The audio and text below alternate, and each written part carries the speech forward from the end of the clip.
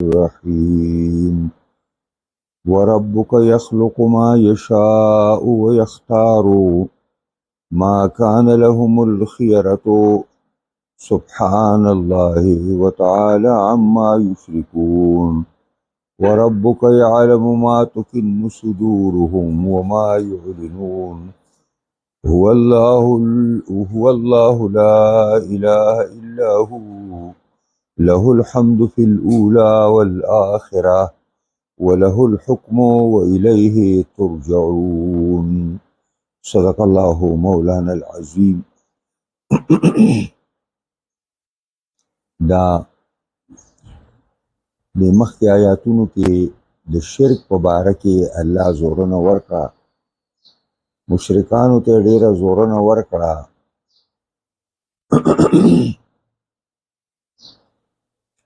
او مشرکان یې د خپل مستقبل نه ویرول چې تاسو خپل مستقبل باندې لږ سوچ وکئ. دې پسې الله رب العزت فرمایي چې دا وربک یخلق ما یشاء ویختار ما کان لهم الخیرة سبحان الله وتعالى ما یشرکون. دا ولید زید مغیره په مکه کې یو ډېر لوی سړی و او یو بل سړی د دوی ډېر لوی سړی هغه مسعود ثقفي ورته وایي په طائف کې. نو کله چې نبی علیه السلام دعوه د نبوت وکړله نو ولید پکې دا خبره مو کړله چې ښه لکه الله رب العزت ته څوک نه ملاوېدل چې پیغمبر احساس کړی وی نو یتیمي ابي طالب احساس کو او که الله رب العزت د دې قوم خیر لټولی نو په یو د دې دو سړو باندې به الله تعالی وحی نازله کړی وی چې یو زیمه ولید زین مغیره او بل چې کوم دی نو مسعود ثقفي دی چې په طائف کې اوسېږي. نو بیا خو د دوو غټو کسانو ته پر دوو غټ خلکو کې بیا نبوت ملاوېدل پکارو. نو الله رب العزت اله یتیم ابي طالب ته حکومت ورکړ. نو د هغې جواب راغی، قرآن جواب وکړو وربک یخلقو، پروردگار ستا اے محمد صلی اللہ علیہ وسلم پروردگار ستا یخلقو ما یشا پیدا کوي هغه چې الله وغواړي، څونه چې الله وغواړي او څنګه چې الله وغواړي نو هغه پیدا کړي. او ویختارو او هغه الله تعالی غوره کول کوي د خپل اطاعت لپاره او د خپل نبوت لپاره، د خپل پیغاماتو لپاره، د خپل رسالت لپاره غوره کول کوي. نو ستا پروردگار مخلوق هم پیدا کوي څنګه چې دا خپله خوښه شي او ستا رب انتخاب هم کوي. او ما کان لهم الخیرة، نشته د مخلوق لپاره څه اختیار، خیره په معنا د اختیار باندې نشته د مخلوق سره څه اختیار، ځکه چې دا مخلوق نه څوک پیدا کولی شي او نه د دوی اختیار چلیدلی شي. نو نه اختیار شته دی، نه پیدایش کولی شي او نه دی انتخاب کولی شي چې دی په خپل طبیعت باندې د نبوت لپاره په یو کلي کې او په بل کلي کې غټان او سرمایدار ما ته ښیي چېرې دا په کارو چې دا شوی وی. سبحان الله، پاکی د الله لرا د تمامو کمونه الله منزه دی، وتعالى او پورته دی عما یشرکون د هغې نه چې مشرکان د الله سره شریکوي. دا الله شان دا غي نډیر اوچت دی. وربک یعلم ما تکن صدورهم وما یعلنون. وربک پروردگار ستا یعلمو پویږي ما تکن صدورهم اگا چې پټي سینې د خلکو وما یعلنون او اگا چې دا خلک ښکار کوي. دا خلک چې په سینو کې سپټي د اسلام دشمنی، د مسلمان دشمنی، د الله د پیغمبر دشمنی، د الله د کتاب دشمنی، دی باندې الله تعالی پوهیږي. او ما یعلنون هغه چې دوی پر خلو باندې څه ظاهري د پیغمبر اسلام خلاف چې کم هاتکامیز خبرې کوي، د صحابه مبارک کم خبرې کوي، الله تعالی هغه باندې واقع دی. نو سینو رازونه الله ته معلوم دي، دا غنه سن پټیږي. او چې دوی په سبانه خلق خوځي دام د الله نه پناه دي، په دې باندې الله پويږي. نو په دې کې اشاره ده احاطه د علم د الله ته، او دې ته اشاره ده چې پیغمبر ته دا خیال مکوا چې ګنزر دوی نه خبر نیما د دوی د رازونه هم ماته معلوم دي. وهو الله لا اله الا هو. وهو دا چې دی دا الله دی، لا اله الا هو، نشته معبود برحق، کارساز حاجت روا، مشکل کشا، قانون ساز، پر یادرس سوا ردنا. له الحمد فی الاولى والآخرة. د دې الله لپاره سناګانی دي په دنیا کې،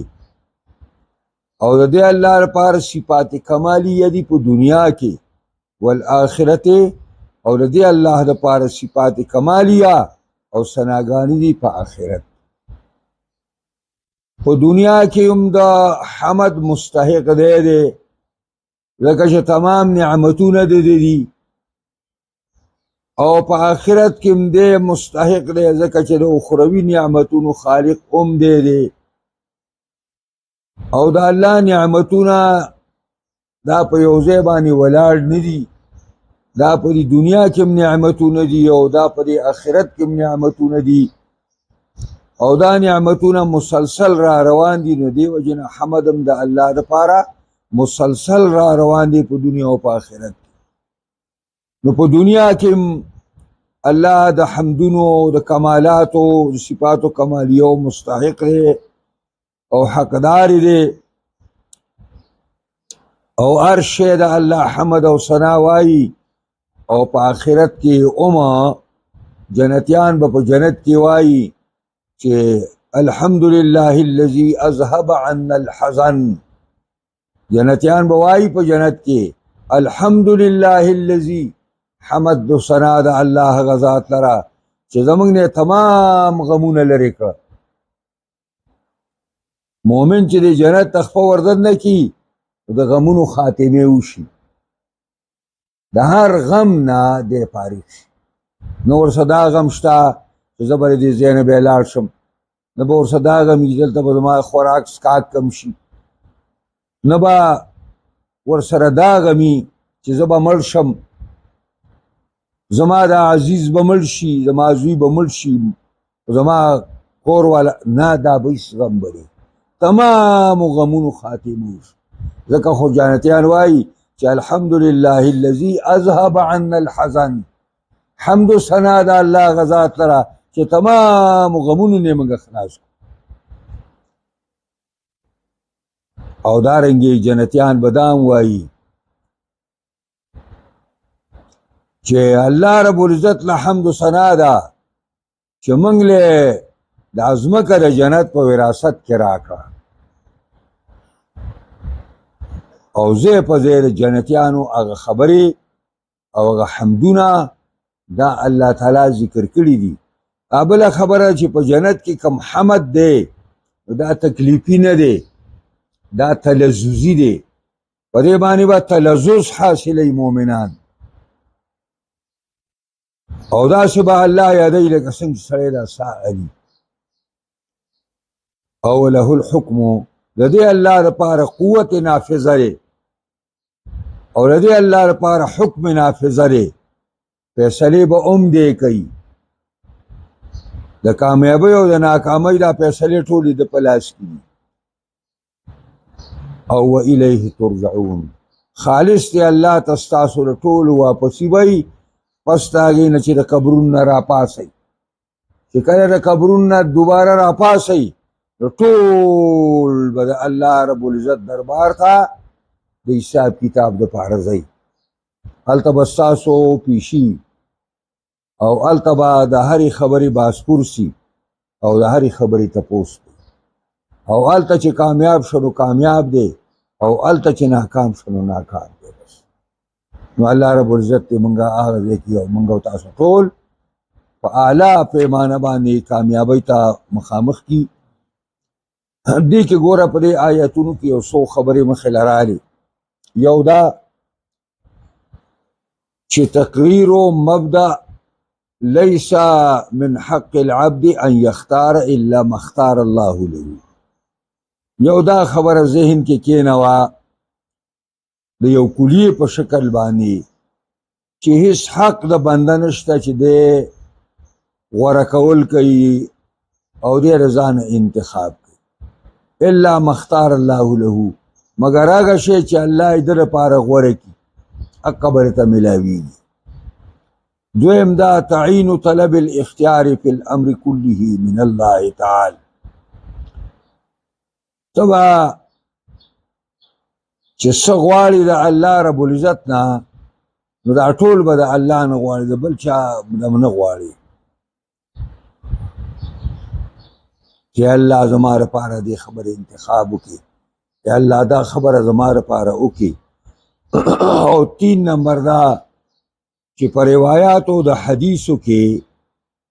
ډېر مؤکده طریقه باندې د استخارې خودنه پیغمبر خدا صلی الله علیه وسلم کړې ده. او هغه استخاره دا ده: اذا هم العبد بالامر،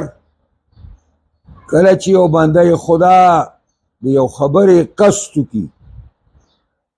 چې یاره دا کار کول غواړم، نو یصلي رکعتین فی وقت لا تکره فیه صلاة النافله. 2 رکعته مونږ به په داسې ټیم کې وکړي چې نفلي مونځ پای کې بند نه وي، داسې 2 رکعته مونځ به وکړي. ثم يدعو بدعاء الاستخاره، بیا به دعا کې په هغه دعا د استخارې باندې کما ورد په صحیح لکه بخاري کې راغلي دي. او هغه دعا د استخارې دا ده: اللهم انی استخیرک بعلمک واستقدرک بقدرتک. اے اللہ زستانا طلب د خیر کوم بعلمک پیوستا د علم سره چې زما په حق کې څه شی خیر یا ما ته راکړي، واستقدر بقدرتک، او اے الله زه استقدرک تانا مطالبه د قدرت کوم په سبب د قدرت سره چې مال ته طاقت راکا. او واسألک من فضلک العظیم، اے الله زه غواړم ستانه د مهربانۍ لوی ستا، فانک تقدر، اے الله ته په هر څه باندې طاقت وري، ولا اقدر، زه په هیڅ باندې طاقت نه لرم. وتعلم، الله ته په هر څه پوهې، ولا اعلم، زه پوه نه یم. وانت علام الغیوب، یقینا ته واقف په ټولو پټو خبرو باندې. اللهم، اے زما ربا، ان كنت تعلم، که ته پوهېږي چې ان هذا الامر خیر لی، دا کار زما لپاره غوره دی، په دیني و دنیایي، په دین او په دنیا کې زما لپاره دا کار غوره دی. وفي عاجل امري او عاجله، دا کار ما لپاره اوس په لاس باندې یا آینده لپاره غوره دی. نو پقدره لی، الله د دې تقدیر زما لپاره وکا. ویسره لی، او الله دا کار ما ته آسان کا. دا نو ثم بارک لی فی بیا مال په دې کې خیر او برکات واچوه. اللهم ان كنت تعلم ای زما رب که ته پوهیږي چې ان هذا الامر شر لی دا کار زما لپاره بد دی په دین زما کې یا په دنیا کې یا په لاس په عاجل امری په لاس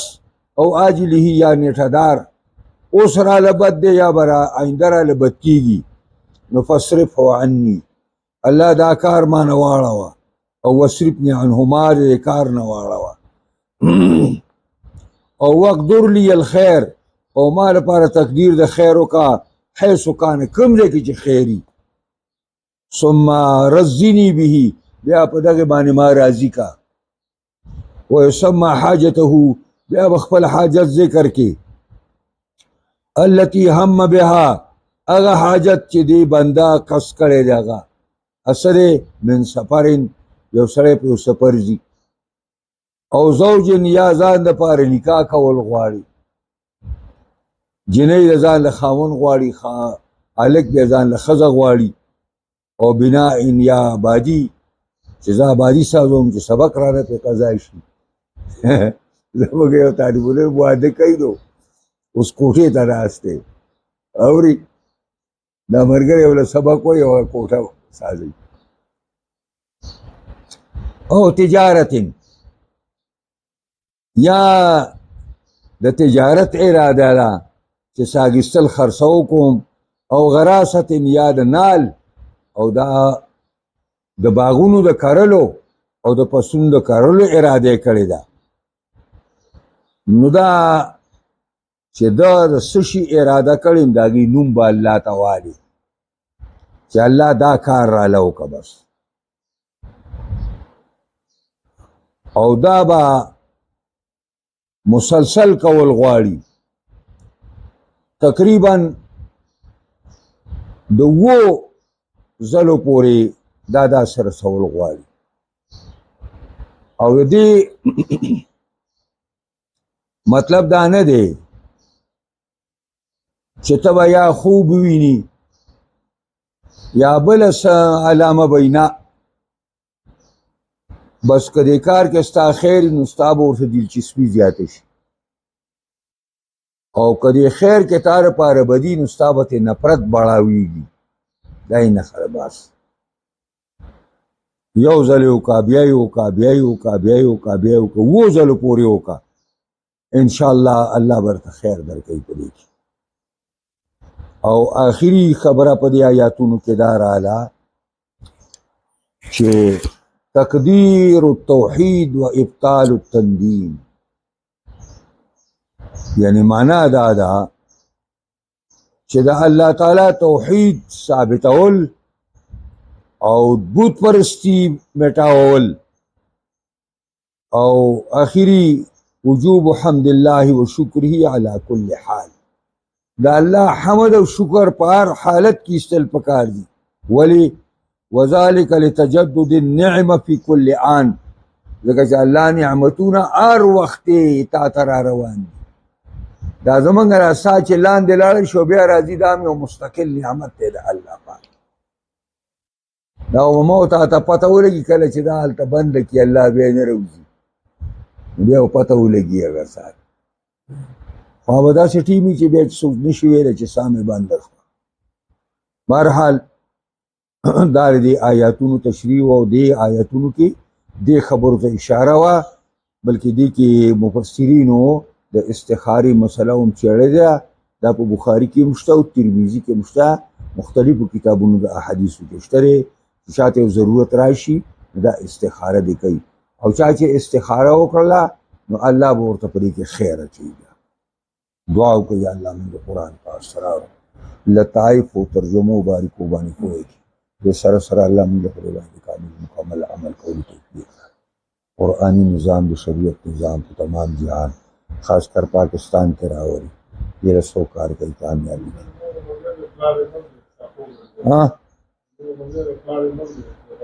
سپو باندې باندې الله دې وبخي الله دې وبخي الله ټول مردگان د اهل اسلام وبخي الله دې زموږ د ټولو نه راضي شي او الله تعالی دې مسلمان قوم ته په دنیا کې خیر کړي د فلسطین مسلمانان د کشمیر د مسلمانان په کوم ځای کې چې مظلوم مسلمانان دي الله دې د ظالمانو کافرانو یهودیانو هندوانو مشرکانو نه او د هغې د ظلمونو نه خلاص کړي او الله دې ظالمانو ټکنالوژي ختمه کړي دې د مال او دولت ختم کړي دا د چهل پهل ختم کړي الله دې تباهي او بربادۍ سره مخامخ کړي د مسلمانانو د جان و مال حفاظت پکې الله وکړي اللهم ربنا آتنا فی الدنیا